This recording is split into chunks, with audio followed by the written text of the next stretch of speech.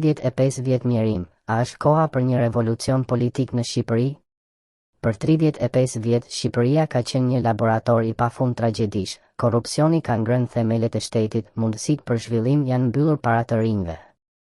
Dhe një komb i tërë është shtyrë drejt marginalizimit ekonomik e kulturor. Në këtë çast historik, pyetja që ngrihet është e thjeshtë dhe e dhimbshme njëkohësisht, pse duhet të vazhdojmë të besojmë në politikanët që na kanë çuar në këtë skaj? Korrupsioni, plaga që ka thithur shpresën. Sistemi politik shqiptar, i ndërtuar mbi oligarkinë dhe fisin, ka shndërruar shtetin në një mjet për të pasuruar elitën. Nga privatizimet e diskutueshme të 90-tave deri te kontratat fantazm të viteve 2025, politika ka qenë një lojë e hajrit për të fuqishmit, kurse qytetarët kanë mbetur të pafuqishëm përpara rrjeteve të fshehura. Çdo mandat i partive tradicionale ka sjellë premtime të parespektuara dhe varfërim masiv. Edukata, armiku i parë i qeveritarëve. Një komb pa arsim është një komb i dobët. Në Shqipëri, sistemi arsimor është bërë makineri për të prodhuar të paftë, jo për të formuar qytetar të pavarur. Shkollat publike mbeten në rënoja, mësuesit paguhen si të varfër dhe rinia nuk shet të ardhmen në libra, por në emigracion. Rezultati?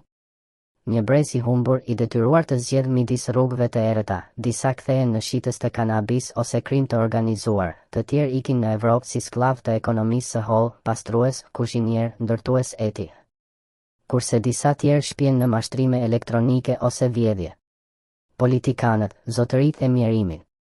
Emrat si Edi Rama, Sali Berisha, Ilir Meta ose Lulzim Basha simbolizojnë një cikël të përsëritur të dështimit. Ata kanë qeverisur me retorik ndarse, duke krijuar luftëra personale në vend që të zgjedhin probleme strukturore. Pse një pjesë e madhe e popullit ende i ndjek? Për shkak të frikës, inercisë ose iluzionit se ndryshimi mund të vijë nga brenda? Realiteti është se klasa politike aktuale nuk ka interes të zhvillojë Shqipërinë, ajo ka interes të mbajë status ekzistues, ku korrupsioni është valvula e sigurt për mbijetesën e tyre.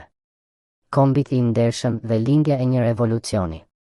Ndërkohë, shqiptarët e thjesht janë hero të padëgjuar, ata pastrojnë rrugët e Evropës, ndërtojnë shtëpi me djersën e ballit dhe përpiqen të ruajnë dinjitetin. Por në vend që të nderohen, ata përballen me diskriminim dhe paragjykime. Pse? Sepse shteti shqiptar nuk ka investuar kur në imazhin e tij, të gjithë potencialin e kombit e ka lënë në dorën e fatit. Vota është një revolt.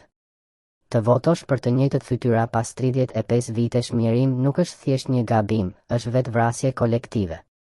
Çdo vot për Rama, Berisha, Meta apo Basha është një vulë për të legalizuar vazhdimin e korrupsionit, varfërisë dhe përçarjes. Alternativa? Të kërkojmë fuqisht politikan të rinj, të panjollosur nga historia e errët dhe të ndërgjegjshëm ndaj dëmshpërblimeve të së kaluarës. Shqipëria nuk ka nevojë për zotëri, ajo ka nevojë për shërbëtor. Revolucioni fillon kur ne refuzojmë të tregtojmë votën për iluzione dhe kërkojmë liri nga truri i korruptuar i sistemit. Koha për të vepruar është sot, jo nesër. Sepse, siç thot një thënie e vjetër, kombet vdesin kur braktisin dëshirën për të luftuar.